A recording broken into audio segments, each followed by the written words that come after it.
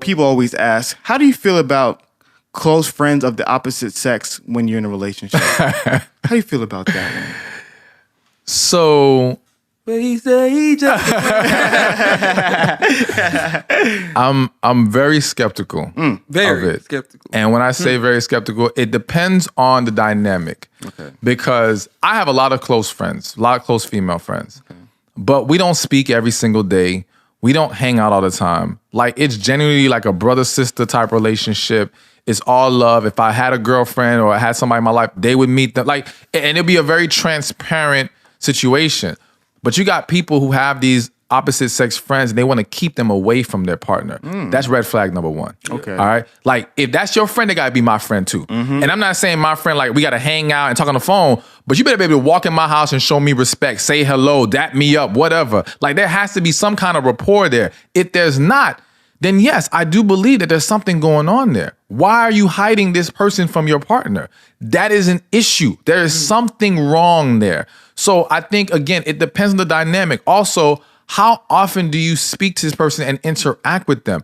Like, I think it's very dangerous to where we want to, when we hold on so dearly to our friends as our best friends, we neglect making our partner our best friend.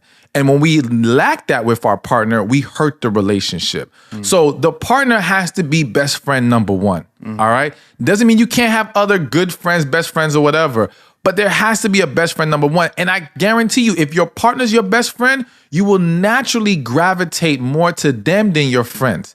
But what people are doing is they're using their friends as buffers. And what I mean by that is you in this BS relationship with someone that you don't have a genuine connection with, but you tolerate it because you get what you need from your friends. Your best friends fulfill you emotionally to where you can deal with your BS relationship. You're using them as a cover up. You may not be maliciously, consciously doing that, but subconsciously, that is what's happening. Because I guarantee you, remove those friends, you will not last in your relationship another few days. Because now their weaknesses, their flaws, their things that irk you are going to be magnified. But you can ignore that when you can run to your friend, run to your friend, run to your friend.